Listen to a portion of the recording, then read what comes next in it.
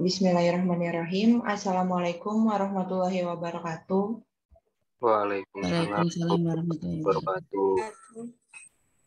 Sebelumnya yang saya hormati Ibu Neni Anggraini Eskom MT selaku dosen pengampu mata kuliah Organisasi dan Arsitektur Komputer dan Kak Syahid selaku asisten dosen dan yang saya banggakan teman-teman kelas 3A. Kami dari kelompok 1 akan menjelaskan tentang materi sistem bahas. Sebelumnya, perkenalkan kelompok kami beranggotakan 2 orang, yaitu saya sendiri, Adinda Amelia, dengan NIM 11200910000025, dan rekan saya, Nurul Hidayati dengan NIM 112009100000018. Adapun materi yang kami akan sampaikan yaitu ada 6 poin. Yang pertama ada introducing, perkenalan tentang sistem bus. Kita akan menampilkan video singkat tentang sistem bus. Terus pengertian sistem bus. Yang ketiga struktur interkoneksi. Keempat interkoneksi bus. 5 elemen-elemen rangkaian bus. Dan yang terakhir contoh sistem bus beserta perkembangannya. Langsung aja ke materi yang pertama, yaitu perkenalan sistem bus. Sini ada video singkat tentang sistem bus, bisa disimak dulu ya.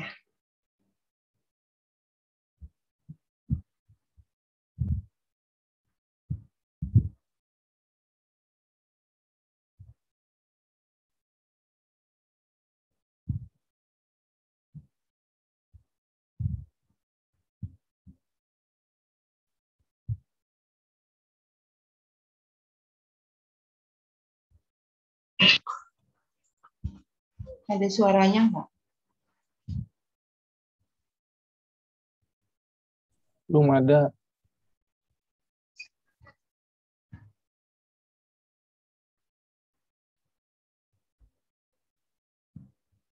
Bentar.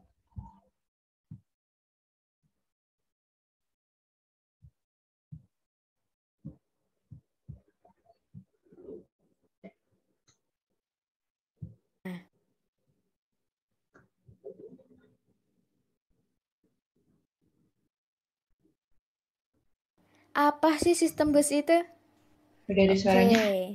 Jadi komponen terpenting dalam komputer itu ada prosesor, memori, perangkat input atau output. Nah, elemen-elemen ini dihubungkan dengan adanya bus. Setiap bus terdiri dari satu atau lebih garis paralel. Nah, garis-garis ini berfungsi untuk mengirimkan alamat, sinyal data, dan juga kontrol. Lebar bus menentukan banyaknya garis yang dimilikinya. Bus ini tidak hanya ditemukan di luar prosesor saja, tapi juga di dalam prosesor. Di dalam prosesor, bus juga mengangkut data antar komponen individu. Bus sendiri terbagi menjadi 2 jenis, yaitu yang pertama, dedicated bus. Nah, bus ini hanya terdiri dari satu baris saja. Inilah sebabnya mengapa data hanya dapat dikirim satu demi satu. Oleh karena itu, bus ini termasuk jenis bus yang sangat lambat dan juga lama dalam mentransfer data dari komputer ke perangkat input dan output. Jenis bus ini paling terkenal disebut dengan USB atau Universal Serial Bus. Yang kedua, ada multiplexed bus. Bus ini memiliki beberapa jalur yang dilalui informasi yang berbeda, baik data, alamat, dan sinyal kontrol. Oleh karena itu, bus ini membawa beberapa informasi pada waktu yang bersamaan dalam mentransfer data. Beda halnya dengan dedicated bus yang hanya mempunyai satu jalur saja. Agar prosesor dapat berkomunikasi dengan memori dan perangkat, maka ada yang namanya sistem bus. Sistem bus ini menghubungkan prosesor, memori, dan input atau output di komputer. Sistem bus ini terdiri dari 3 saluran.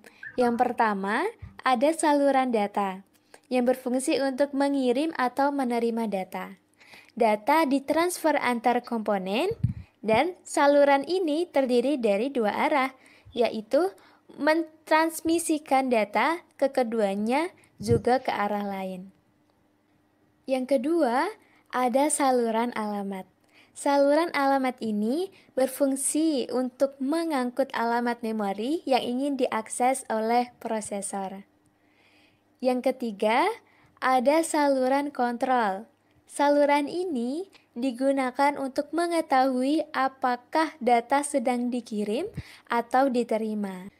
Ketiga saluran ini saling bekerja sama untuk menyelesaikan pekerjaan.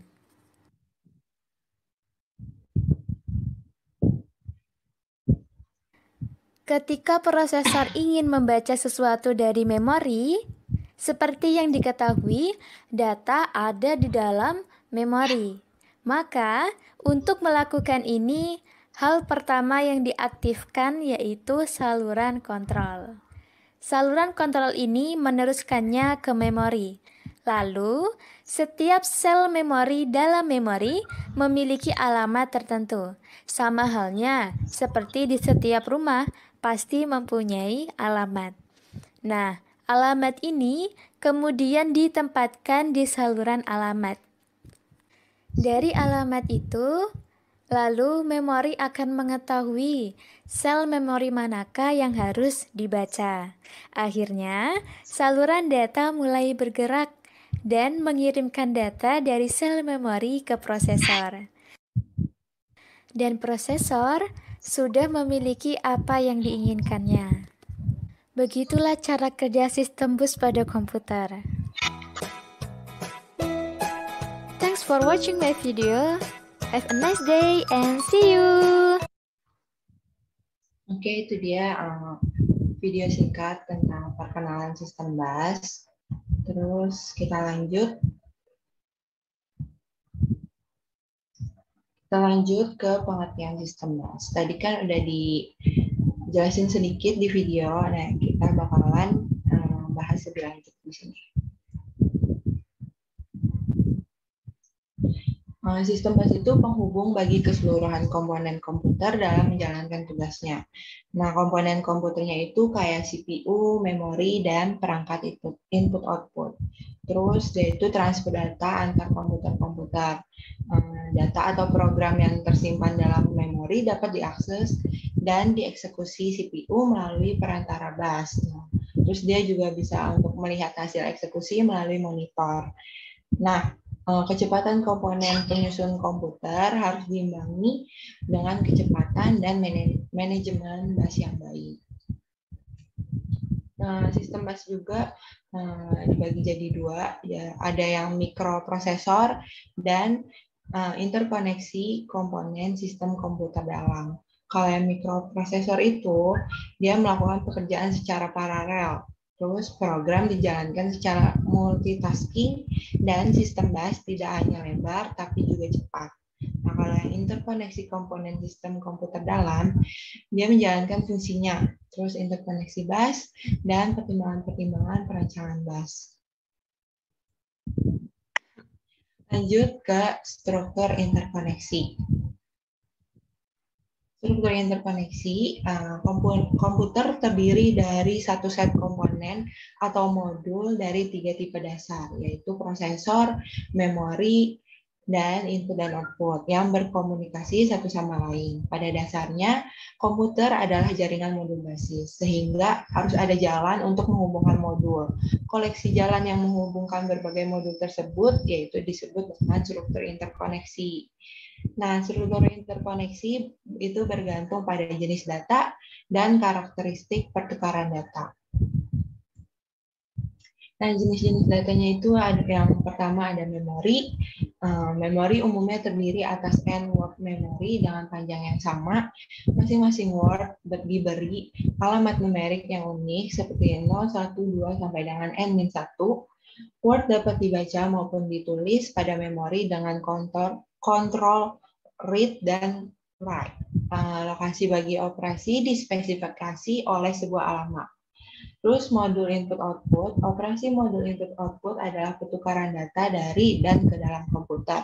Berdasarkan pandangan internal modul input-output dipandang sebagai sebuah memori dengan operasi pembacaan dan penulisan. Modul input-output dapat mengontrol lebih dari sebuah perangkat periferal. Modul input-output juga dapat mengirimkan sinyal interrupt. Lalu yang selanjutnya itu ada prosesor. Prosesor membaca dan dalam instruksi dan data, menulis data setelah keluar pengolahan, dan menggunakan sinyal kontrol untuk mengendalikan keseluruhan sistem operasi, juga menerima sinyal interrupt. Lalu selanjutnya itu ada CPU. CPU berfungsi sebagai pusat pengolahan dan eksekusi data berdasarkan rutin program yang diberikan padanya. CPU mengendalikan seluruh sistem komputer sehingga sebagai konsekuensinya memiliki koneksi ke seluruh modul yang menjadi bagian sistem komputer. Nah, ini modul-modul komputer, ini memori, terus ini modul input-output, dan yang ini itu CPU. Nah, masih di struktur interkoneksi. Dari jenis pertukaran data yang diperlukan modul-modul komputer, maka struktur interkoneksi harus mendukung perpindahan data sebagai berikut.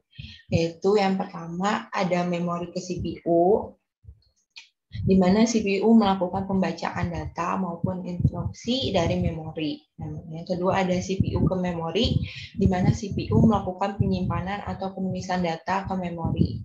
Lalu yang ketiga ada input-output ke CPU, di mana CPU membaca data dari periferal melalui modul input-output. Yang keempat ada CPU ke input-output, di mana CPU mengirimkan data ke perangkat periferal melalui modul input-output. Dan yang terakhir itu ada input-output ke memori atau dari memori ke input-output, itu digunakan pada sistem DMA. Nah, perkembangan struktur interkoneksi itu sampai saat ini terjadi perkembangan struktur interkoneksi. Namun yang banyak digunakan adalah sistem bus. Nah, sistem bus itu ada dua, ada yang digunakan secara tunggal atau single bus, terus ada yang digunakan secara jamak atau multiple bus. Hal ini tergantung karakteristik sistemnya. Nah, lanjut ke interkoneksi bus. Bus merupakan lintasan komunikasi yang menghubungkan dua atau lebih komputer.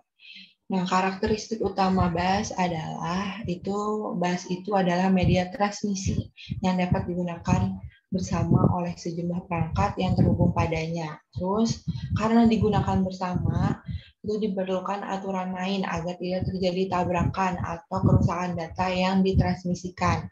Walaupun digunakan bersama, namun dalam satu waktu hanya ada sebuah perangkat yang dapat menggunakan bus.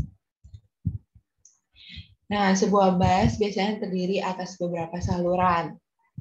Sebagai contoh, bus data terdiri atas 8 saluran, sehingga dalam satu waktu dapat mentransfer data sebanyak 8 bit. Nah, secara umum, saluran bus dikategorikan dalam 3 bagian, yaitu saluran data, saluran alamat, dan saluran kontrol. Nah, ini adalah pola interkoneksi bus. Bisa dilihat di sini ada input-output, terus ada memori, terus ada CPU. Nah, ini dia adalah busnya. Yang seperti tadi yang udah dijelasin, bus itu terdiri dari 3 saluran. Ini ada saluran data, saluran alamat, dan saluran kontrol.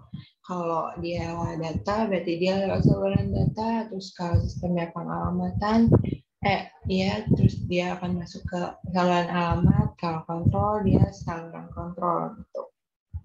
Jadi punya jalurnya masing-masing. Nah, kita masuk ke saluran data. Nah, lintasan saluran data ini lintasan bagi perpindahan data antar modul. Nah, secara kolektif, lintasan ini disebut bus data. Umumnya sejumlah saluran terkait dengan panjang Word, misalkan 8, 16, 32 saluran.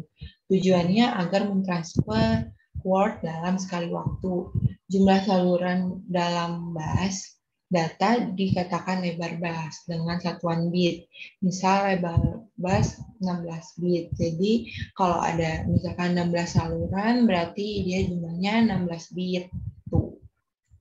Terus masuk ke saluran alamat. Ini digunakan untuk menspesifikasikan sumber dan tujuan data pada bus data. Terus digunakan untuk mengirim alamat Word pada memori yang akan diakses CPU. Terus digunakan untuk saluran alamat perangkat modul komputer saat CPU mengakses suatu modul.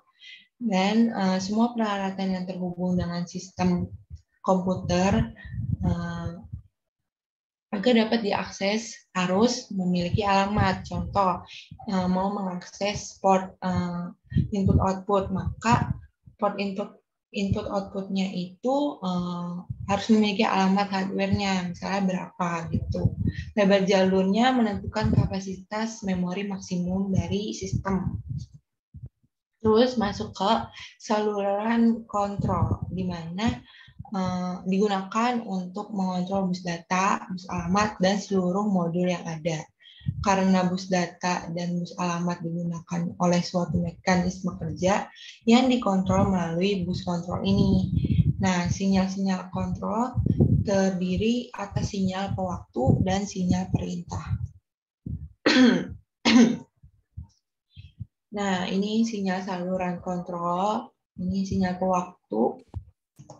Sinyal pewaktu menandakan validitas data dan alamat, terus sinyal perintah berfungsi untuk membentuk suatu operasi. Saluran kontrol ini yang ada di dalam saluran kontrol. Yang pertama itu ada memory write, yaitu memerintahkan data pada bus akan dituliskan ke dalam lokasi alamat. Terus memory read, memerintahkan data dari lokasi alamat ditempatkan pada bus data. Terus I/O write ini untuk memerintahkan data pada bus dikirim ke lokasi port I/O. Terus I/O read memerintahkan data port I/O ditempatkan pada bus data. Terus transfer ACK menunjukkan data telah diterima dari bus atau data telah ditempatkan pada bus.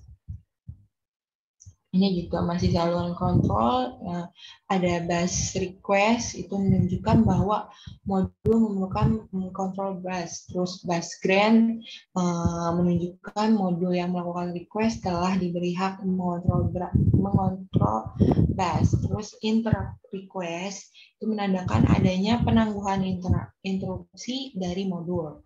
Terus interrupt ACK menunjukkan penangguhan interupsi telah diketahui oleh CPU. Terus clock kontrol untuk sinkronasi operasi antar modul.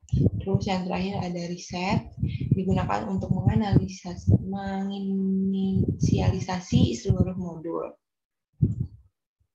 Ini skema interkoneksi bus, masih sama kayak tadi. Ini modul I/O-nya ada banyak, memorinya juga ada banyak, terus ada CPU, terus ini busnya ada saluran data, saluran alamat, dan saluran kontrol. Terus sinyal kontrol secara fisik. Konduktor listrik paralel yang menghubungkan modul-modul. Konduktor adalah saluran utama bagi PCB motherboard dengan layout tertentu sehingga didapat fleksibilitas penggunaan. Untuk modul I/O biasanya dibuat slot bus yang mudah dipasang dan dilepas. Contohnya slot PCI dan slot ISA. Untuk chips akan terhubung melalui pipanya. Ini ada prinsip operasi bus. Ini operasi pengiriman data ke modul. Yang pertama itu dia meminta penggunaan bus atau dia request. Terus apabila telah disetujui, modul akan memindahkan data yang diinginkan ke modul yang dituju. Nah, selanjutnya kalau ini operasi meminta data dari modul lainnya. Sama yang pertama dia bakal request juga. Terus dia mengirim request ke modul yang dituju melalui saluran kontrol dan alamat yang sesuai. Terus yang ketiga, menggunakan modul yang dituju mengirimkan data yang diinginkan. Menunggu modul yang dituju mengirimkan data yang diinginkan.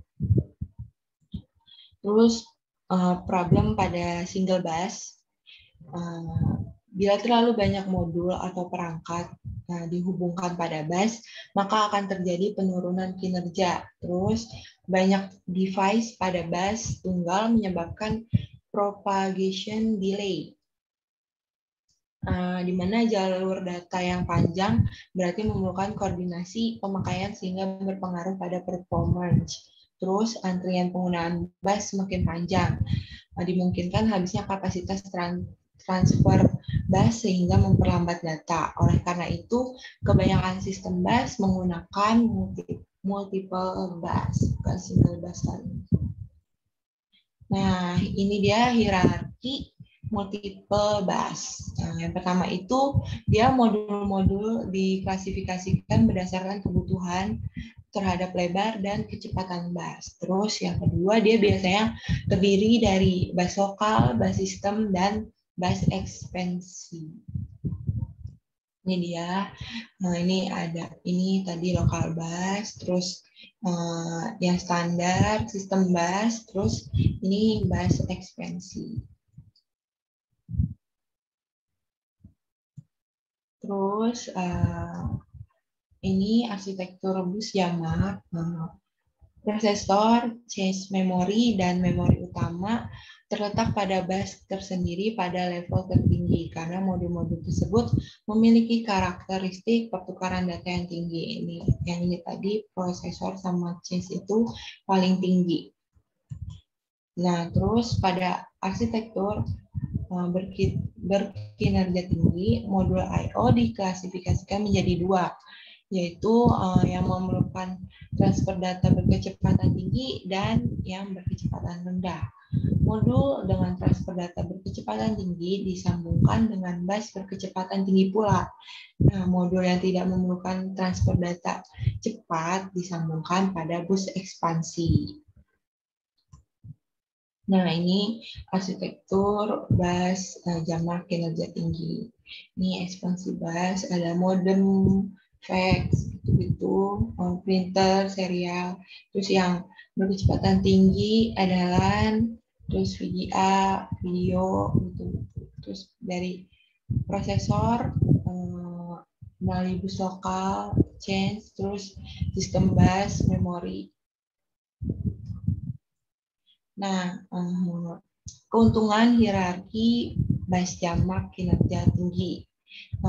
Bus berkecepatan tinggi lebih terintegrasi dengan prosesor dan perubahan pada arsitektur prosesor tidak begitu mempengaruhi kinerja bus. Nah, ini materi selanjutnya akan dilanjutkan oleh rekan saya, Nurul Hidayati. Silakan. Oke, kemudian kita materi kelima tentang elemen-elemen rancangan bus.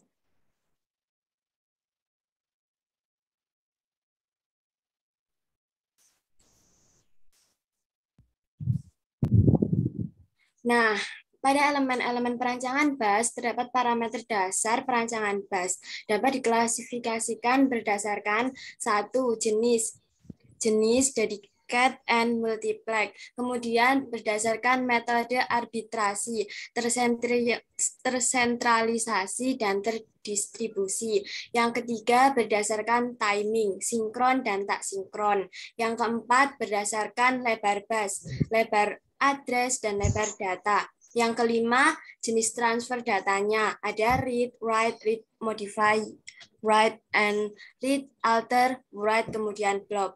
Tujuan dari perancangan bus adalah bagaimana bus dapat cepat menghantarkan data dan efisiensinya tinggi. Intinya, karakteristik pertukaran data dan modul yang terkait. Ada jenis-jenis bus. Pertama, bus yang khusus menyalurkan data tertentu, misalnya pakai data saja atau alamat saja. Nah, jenis ini disebut dedicated bus. Jadi, bus ini adalah hanya menyalurkan jalur data saja atau address saja. Kemudian, bus yang menyalurkan informasi yang berbeda, baik data, alamat, maupun sinyal kontrol dengan metode multiplex data. Jenis ini disebut multiplex bus. Keuntungan dari multiplex bus adalah hanya memerlukan saluran sedikit sehingga dapat menghemat tempat. Namun kerugian dari multiplex bus adalah kecepatan transfer data menurun dan diperlukan mekanisme yang kompleks untuk mengurai data yang telah dimultiplex. Multiplex adalah jalur bersama untuk address dan data, namun penggunaannya pada saat yang berbeda. Kemudian kita masuk yang kedua tentang metode arbitrasi. Beberapa modul dapat mengendalikan bus, contoh CPU, DMA controller. Setiap saat hanya satu modul yang mengendalikan. Arbitrasi bisa secara centralized atau distribusi terpusat atau tersebar. Kedua metode arbitrasi intinya menggunakan suatu perangkat bisa modul I/O atau CPU bertindak sebagai master kontrol pertukaran. Dalam metode tersentral diperlukan pengontrolan bus sentral atau orbiter yang bertugas mengatur penggunaan bus oleh modul. Arbiter bisa suatu modul atau bagian fungsi CPU. Dalam metode terdistribusi, setiap modul memiliki logika pengontrolan akses kontrol logik yang berfungsi untuk mengatur pertukaran data melalui bus. Kemudian kita masuk yang ketiga tentang timing. 1. Metode pewaktu sinkron terjadi event pada bus ditentukan oleh sebuah pewaktu atau clock. Kemudian sebuah transisi 1 ke 0 disebut siklus waktu atau siklus bus dan menentukan besarnya slot waktu. Semua perangkat modul pada bus dapat membaca atau mengetahui siklus clock. Biasanya satu siklus untuk satu event. Model ini mudah diimplementasikan dan cepat, namun kurang fleksibel menangani peralatan yang beda kecepatan operasinya. Biasanya digunakan untuk modul-modul tertentu yang sudah jelas karakteristiknya. Kemudian kita masuk ke pewaktu sinkron. Di pewaktu sinkron itu terdapat event ditentukan oleh sinyal clock, kontrol bus termasuk jalur clock, siklus bus transmisi 1 ke 0, semua device dapat membaca jalur clock. Biasanya sinkronasi terjadi pada tepi naik. Suatu event biasanya dimulai pada awal siklus. Kemudian kita masuk ke materi pewaktu asinkron. Dalam pewaktuan asinkron, memungkinkan kerja modul yang tidak serempak kecepatannya. Dalam pewaktuan asinkron, event yang terjadi pada bus tergantung event sebelumnya, sehingga diperlukan sinyal-sinyal validasi untuk mengidentifikasi data yang ditransfer. Sistem ini mampu menggabungkan kerja modul-modul berkecepatan maupun teknologinya, asalkan aturan transfernya sama. Lebar bus. Lebar bus sangat mempengaruhi kinerja sistem komputer. Semakin lebar bus, maka semakin besar data yang dapat ditransfer sekali waktu. Semakin besar bus alamat, akan semakin banyak range lokasi yang dapat direferensikan. Nah, jenis transfer data. 1. Dalam sistem komputer, operasi transfer data adalah pertukaran data antar modul yang sedang dilakukan. Saat operasi baca atau read, terjadi pengambilan data dari memori ke CPU. Begitu juga sebaliknya pada operasi penulisan maupun operasi-operasi kombinasi. Ketiga, bus harus mampu menyediakan layanan saluran bagi semua operasi komputer. Nah, kita masuk ke materi yang ke-6 tentang contoh sistem bus dan perkembangannya. Contoh sistem bus ada bus ISE, ada bus PCI, ada bus USB, ada bus KASI, ada bus P1394 atau yang sering disebut fireware.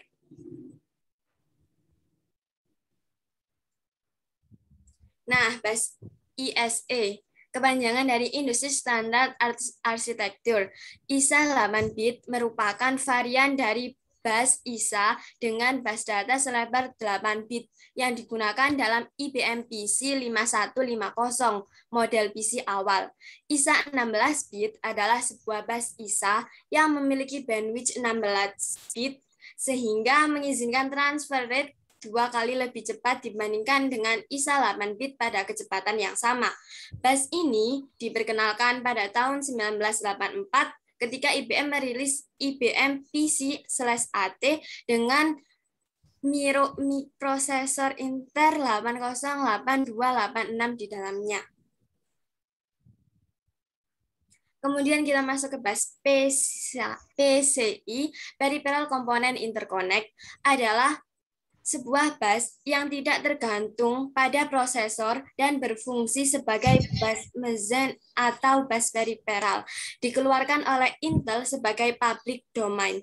PCI memiliki kinerja tinggi untuk sistem I/O berkecepatan tinggi seperti video adaptor, IC, disk controller, sound card, dan lain-lain. Standar PCI adalah 64 saluran data pada kecepatan 33 MHz, laju transfer data 264 MB per detik atau 2,112 Gbps. Keunggulan PCI tidak hanya kecepatan saja, tetapi murah dengan keping yang sedikit. Nah, ini jalur pada bus PCI yang wajib harus ada jalur sistem, clock and reset, kemudian harus ada address and data, 32 jalur multiplex address atau data, dan jalur validasi, kemudian harus ada jalur interface control, kemudian harus ada arbitrasi, boleh share and direct connect to PCI bus arbiter, kemudian ada error lines. Nah, ini jalur pada bus PCI namun yang opsional. Itu harus ada interrupt lines, kemudian change support, 64 bit bus extension yang ada additional 32 lines, time multiplex, and 2 lines to enable device to agree to use 64 bit transfer. Kemudian harus ada GTAG atau boundary scan yang for testing procedure. Nah, kemudian kita masuk ke bus USB. Semua perangkat peripheral tidak efektif apabila dipasang pada bus berkecepatan tinggi PCI. Sedangkan banyak peralatan yang memiliki kecepatan rendah seperti keyboard, mouse, dan printer. Sebagai solusinya, 7 vendor komputer seperti Compaq, BEC, IBM, Intel, Microsoft, NEC, dan Northern Telkom bersama-sama merancang bus untuk peralatan input-output berkecepatan rendah. Standar yang dihasilkan dinamakan Universal Standard Bus atau USB. Keuntungan yang dapat dan 7 dari penerapan USB adalah sebagai berikut. Pertama, pemakai tidak harus memasang tombol atau jumper pada PCB atau peralatan. Kedua, peralatan tidak harus membuka casing untuk memasang input-output baru. Yang ketiga, hanya satu jenis kabel yang diperlukan sebagai penghubung. Yang keempat, dapat mensuplai daya pada peralatan input-output. Yang kelima, memudahkan pemasangan peralatan-peralatan yang hanya sementara dipasang pada komputer. Kemudian yang keenam, tidak terlalu ribut pada pemasangan peralatan baru dengan USB. Yang terakhir, murah. Nah, bus USB ini bandwidth total USB adalah 1,5 MB per detik. Bandwidth itu sudah mencakupi peralatan I/O berkecepatan rendah seperti keyboard, mouse, scanner, telepon digital, printer, dan lain sebagainya. Kabel. Ada bus terdiri dari 4 kawat, 2 untuk data, 1 untuk power, berkekuatan 5 volt, dan 1 untuk ground. Sistem pensinyalan mentransmisikan sebuah bilangan 0 sebagai transisi tegangan dan sebuah bilangan 1 bila tidak ada transmisi tegangan. Kemudian kita masuk ke bus SCSI. Small Computer System Interface adalah perangkat periferal eksternal yang dipopulerkan oleh Macintosh pada tahun 1984. SCSI merupakan interface standar untuk drive CD-ROM, peralatan audio, hard disk, dan perangkat penyimpanan eksternal berukuran besar. SCSI menggunakan interface paralel dengan 8, 16, atau 32 saluran data. Konfigurasi SCSI umumnya berkaitan dengan bus, walaupun pada kenyataannya perangkat-perangkat tersebut dihubungkan secara daisy-chain. Perangkat SCSI memiliki 2 buah konektor, yaitu pertama konektor input dan konektor output. Seluruh peralatan berfungsi secara independen dan dapat saling bertukar data. Misalnya, hard disk dapat membackup diri ke tape drive tanpa melibatkan prosesor. Adapun macam-macam dari versi bus SCSI adalah SCSI 1 dibuat pada tahun 1980, memiliki saluran data, dan beroperasi pada kecepatan 5 MHz. Versi ini memungkinkan sampai 7 perangkat dihubungkan secara daisy-chain. SCSI 2 diperkenalkan tahun 1992 dengan spesifikasi 16 atau 32 saluran data pada kecepatan 10 MHz. Yang ketiga, SCSI 3 yang mendukung kecepatan yang lebih tinggi sampai saat ini masih dalam tahap penelitian.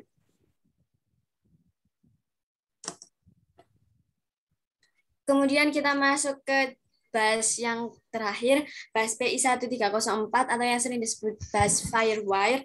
Semakin pesatnya kebutuhan bus I/O berkecepatan tinggi dan semakin cepatnya prosesor saat ini yang mencapai 1 GHz, maka diperlukan diimbangi dengan bus berkecepatan tinggi pula. Bus 90 SCSI dan PCI tidak dapat mencakup kebutuhan saat ini, sehingga dikembangkan bus performance tinggi yang dikenal dengan Firewire P1394 standar IEEE. P1394 memiliki kelebihan dibandingkan dengan interface I/O lainnya, yaitu pertama sangat cepat, kemudian murah dan mudah diimplementasikan. Pada kenyataannya, P1394 tidak hanya populer pada sistem komputer, namun juga pada peralatan elektronik seperti pada kamera digital, VCR, dan televisi. Kelebihan lainnya adalah penggunaan transmisi serial sehingga tidak memerlukan banyak kabel. Kemudian kita masuk pada perkembangan sistem bus. Pertama, perkembangan sistem bus Omnibus PDP-8 merupakan sistem bus yang diciptakan pada tahun 1964. Omnibus adalah jenis bus yang digunakan pada komputer DEC PDP-8. Kemudian kedua, Unibus PDP-9 adalah serangkaian 16 bit mini komputer yang dijual oleh Digital Equipment Corp dari tahun 1970. Salah satu suksesi produk di PDP seri ke-1990-an ini, The PDP-11 menggantikan PDP-8 di banyak aplikasi real time. Kemudian yang ketiga, Multibus 8086 adalah komputer bus standar yang digunakan dalam sistem industri. Ini dikembangkan oleh Intel Corporation dan diadopsi sebagai IEEE Bus 796. Namun, pada tahun 1982 ada lebih dari 100 multibus board dan sistem produsen. Sistem yang kompleks ini dibangun dari rak komersial of hardware. Hal ini juga memungkinkan perusahaan untuk berinovasi dengan merancang sebuah board multibus eksklusif dan kemudian mengintegrasikannya dengan vendor hardware lainnya untuk menciptakan sebuah sistem. Kemudian yang keempat, bus PC IBM adalah sebuah bus komputer mikro buatan IBM yang dirilis pada tanggal 8 Maret 1983. Komputer ini diperkuat dengan menggunakan rangkaian hard disk berukuran 10 MB. IBM PC ini memiliki fitur-fitur yang tidak dimiliki oleh IBM PC standar 5150. IBM PC ini memiliki 8 buah slot sehingga meningkatkan kemampuan ekspansinya. Kemudian masuk kepada bus ISA adalah sebuah arsitektur bus dengan bus data selebar 8 bit yang diperkenalkan dalam IBM PC 5150 pada tanggal 12 Agustus 1981. Bus ISA diperbarui dengan menambahkan bus data selebar menjadi 16 bit pada IBM PC AT pada tahun 1984. Sehingga jenis bus ISA yang beredar pun menjadi dua bagian, yakni ISA 16 bit dan ISA 8 bit. Kemudian masuk ke bus EISA 80386 adalah versi 32 bit dari bus ISA yang biasa. Tidak seperti MCA dari IBM yang benar-benar baru, arsitektur beserta slotnya, penggunaan masih dapat menggunakan kartu ISA 8 bit atau 16 bit yang lama ke dalam slot EISA. Kemudian pada masuk ke perkembangan microchannel PS2 adalah milik 16 bit atau 32 bit paralel bus komputer yang diciptakan oleh IBM pada tahun 1980 untuk digunakan pada baru mereka PS2 komputer. Arsitektur microchannel dirancang oleh insinyur IBM Chet Heath dan pertama kali diperkenalkan pada akhirnya high PS2 seri mesin pada tahun 1987. Kemudian kita masuk di perkembangan bus PCI, Peripheral Component Interconnect. Adalah bus yang didesain untuk menangani beberapa perangkat keras. PCI juga salah satu bandwidth tinggi yang populer. Prosesor independent bus itu dapat berfungsi sebagai bus mesin atau bus peripheral. Standar bus PCI ini dikembangkan oleh Konsorsium PCI Special Interest Group yang dibentuk oleh Intel Corporation dan beberapa perusahaan lainnya pada tahun 1992. Kemudian masuk ke bus SCSI, adalah sebuah antarmuka bus yang berkinerja tinggi yang didefinisikan oleh panitia ANSI, American National Standard Institute. Antarmuka ini digunakan untuk menangani perangkat input-output atau perangkat media penyimpanan. Perangkat yang umum menggunakan sesi ini adalah hard disk, CDM-ROM, dan scanner dan printer. Kemudian masuk ke Nubus. Nubus adalah sebuah bus komputer paralel 32 bit yang aslinya dikembangkan di MIT sebagai bagian dari proyek stasiun kinerja Nu-Machine dan digunakan oleh Apple Computer, Next Computer, dan Texas Instruments. Kemudian masuk ke USB. Universal Serial Bus adalah salah satu standar interkoneksi antar komputer dengan peralatan eksternal yang mampu mendukung kecepatan di atas 1 Mbps. Kemudian masuk ke perkembangan FireWire adalah merek dengan Apple sekaligus nama yang populer untuk standar kabel data antarmuka berseri IEE 1394. Masuk kepada bus VMI adalah bus komputer standar. Awalnya dikembangkan untuk Motorola 68000 garis CPU, tetapi kemudian banyak digunakan untuk banyak aplikasi dan standar oleh IEC sebagai ANSI atau IEEE 1100 sampai 1087. Yang terakhir, BAS COMEC, Computer Automated Measurement and Control, adalah standar BAS untuk akuisisi data dan kontrol yang digunakan dalam nuklir dan fisika, partikel eksperimen, dan industri. BAS memungkinkan pertukaran data antar plug-in module and controller yang kemudian interface ke PC atau ke CAMAC antarmuka VMI. Kemudian, adapun ayat Al-Quran tentang materi kali ini adalah yang berkaitan, yaitu tentang ini adalah surat Ar-Rahman ayat 33 yang berbunyi, Bismillahirrahmanirrahim. Ya ma'syarul jinni wal insi in istata'tum an tanfudu min aqtaris samawati wal ardi fanfudu la tanfuduna illa bisultan. Yang artinya, hai jamaah jin dan manusia, jika kamu sanggup menembus penjuru langit dan bumi, maka lintasilah. Kamu tidak dapat menembus kecuali dengan kekuatan. Kemudian kesimpulan dari materi kali ini adalah sistem BAS adalah penghubung bagi keseluruhan komponen komputer dalam menjalankan tugasnya. Secara umum, struktur sistem BAS dikategorikan dalam 3 bagian, yaitu saluran data, saluran alamat, dan saluran kontrol. Sistem BAS juga mempunyai perkembangan dari zaman ke zaman.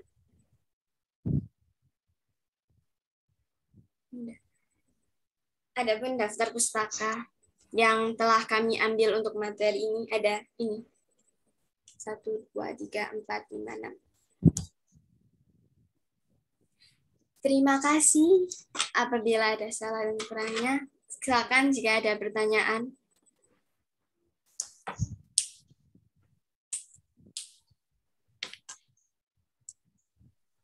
Ada beberapa ketikan yang salah, nanti dibenerin. Terus harusnya bukan kesimpulan itu. Kamu menerangkan korelasi ayat tersebut dengan materi. Ya. Oke, silakan kalau ada yang mau ditanyakan.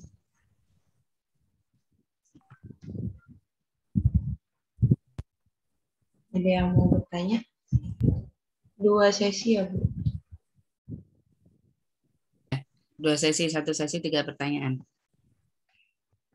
Izin bertanya tuh, mau nanya Dinda sama Nurul Hidayati. Iya, boleh Ivan.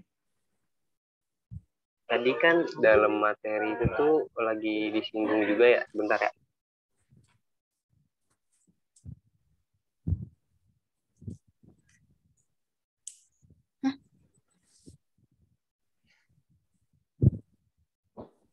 Tentang BAS. Nah, BAS itu berpengaruh nggak sih sama memori komputer? Oke, ditambah Kedengeran dulu nggak, ya Din? Ivan. Iya, Oke. kedengeran. Makasih ya Ivan. Makasih ya, Din. Ada lagi? Saya mau izin bertanya. Boleh, Septi. Ini apakah perbedaan antara sistem operasi dan sistem operasi jaringan? Makasih. Ya. Makasih juga. Ada lagi? Sesi 1. Saya ingin bertanya. Boleh, Zahra. Assalamualaikum warahmatullahi wabarakatuh. Waalaikumsalam warahmatullahi wabarakatuh. Saya Zahra Tira dari kelompok 10, izin bertanya. Sebelumnya mohon maaf, saya off cam karena lagi di perjalanan. Untuk pertanyaannya yaitu, bila terlalu banyak modul atau perangkat dihubungkan pada BAS, maka akan terjadi penurunan kinerja. Nah, apa sih penyebab dari hal tersebut? Terima kasih. Iya. Sama. Ini dijawab dulu atau gimana, Bu? Sambung aja, 1 sesi dulu. Terus kita diskusi buat jawab apa langsung sesi 2 yang mau nanya? Sesi 1 jawab dulu. Oke, Bu.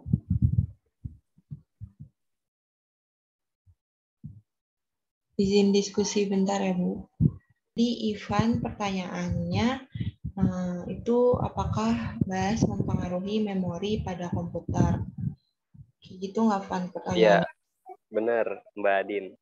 Nah ya, jawabannya itu tidak, karena yang mempengaruhi kinerja memori pada komputer ialah tergantung kecepatannya. Jika RAM pada komputer cepat, berarti transfer datanya pun cepat dan membuat kinerja CPU juga menjadi cepat gitu. Oh, jadi nggak ngaruh sama sekali ke memori komputer tuh ya, Mbak ya? Iya, Ivan.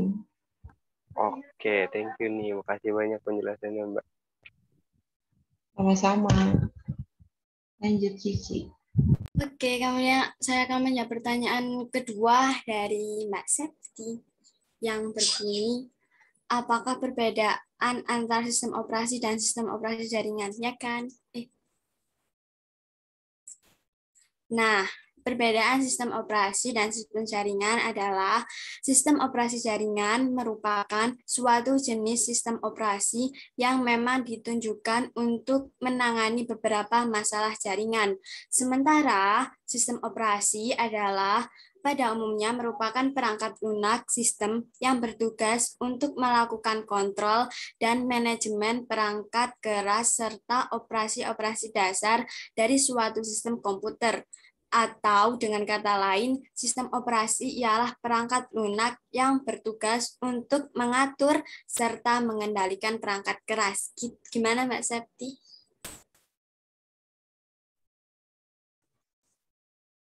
Ada yang mau nambahin?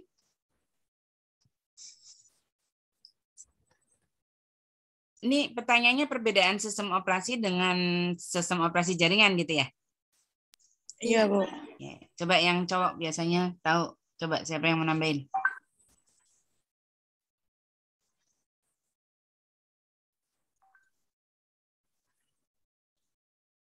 Gak ada?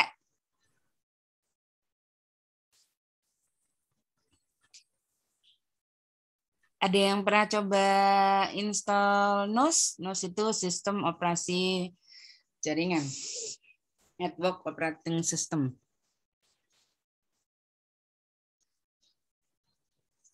Ya ada.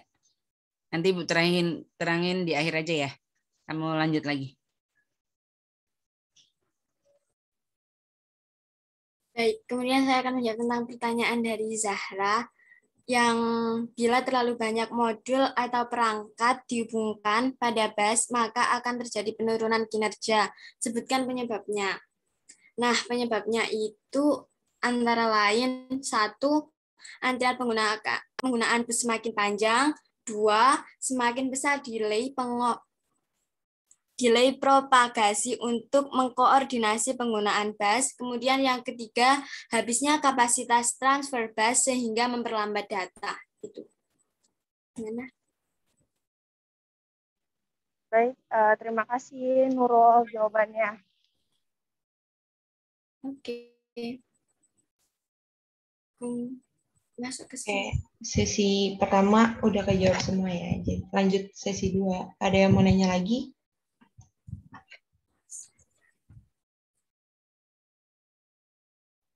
Izin nanya.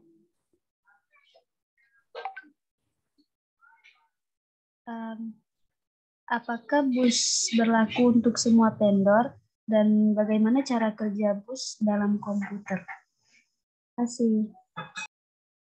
Iya, sama-sama.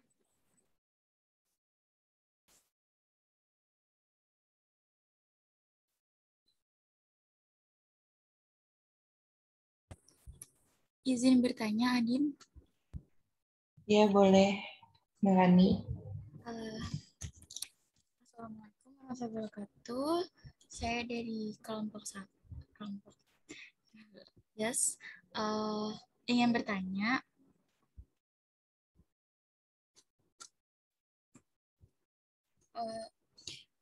apakah sistem bus memiliki karakteristik dan kuncinya tersendiri? Nah, tolong dijelaskan karakteristik tersebut. Terima kasih. Terima kasih juga, Bu. Saya Alvanisa, izin bertanya. Boleh. Tolong jelaskan struktur antar hubungan dan beri contohnya. Terima kasih. Oke, terima kasih. Saya akan menjawab soal dari saudara Zala yang berbunyi, apakah BAS berlaku untuk semua vendor dan bagaimana cara kerja BAS dalam komputer? BAS berlaku untuk semua vendor, jawabannya iya, karena sistem BAS memudahkan kita untuk menyambungkan periferal ke komputer atau laptop. Jadi, hampir semua vendor komputer menggunakan BAS. Lalu, bagaimana cara kerja BAS dalam komputer? Cara kerja BAS dalam komputer adalah pada sistem komputer yang lebih maju, arsitektur komputernya akan lebih kompleks, sehingga untuk meningkatkan performa digunakan beberapa buah bus. Tiap bus merupakan jalur data antar beberapa device yang berbeda. Dengan cara ini, RAM, prosesor, GPU, dihubungkan oleh bus utama berkecepatan tinggi yang lebih dikenal dengan nama FSB, sementara perangkat lain yang lebih lambat dihubungkan oleh bus yang berkecepatan lebih rendah yang terhubung dengan bus lain yang lebih cepat sampai ke bus utama. Untuk komunikasi antar bus ini digunakan sebuah bridge atau jembatan. Gitu. Gimana, Zara? Iya, terima kasih, Nurul. Oke, lanjut. Saya akan menjawab pertanyaan dari Nurani. Tadi pertanyaannya itu, apakah sistem BAS memiliki karakteristik dan kunci tersendiri jika ia jelaskan karakter tersebut? Kayak gitu kan ya pertanyaannya, Nurani? Iya, Din. Oke, saya jawab. Jawabannya itu iya, sistem BAS memiliki karakteristik dan kuncinya tersendiri. Karakteristik dan kunci sendiri dari sistem BAS itu adalah suatu media transmisi yang digunakan bersama. Nah, berbagai perangkat yang terhubung ke BAS akan memancarkan suatu sinyal yang dapat diterima oleh semua perangkat lain. Sistem BAS sendiri ada yang digunakan secara tunggal atau single bus, dan ada juga yang digunakan secara jamak atau yang tadi itu multiple bus, tergantung dengan karakteristik sistemnya. Gimana, Nurani?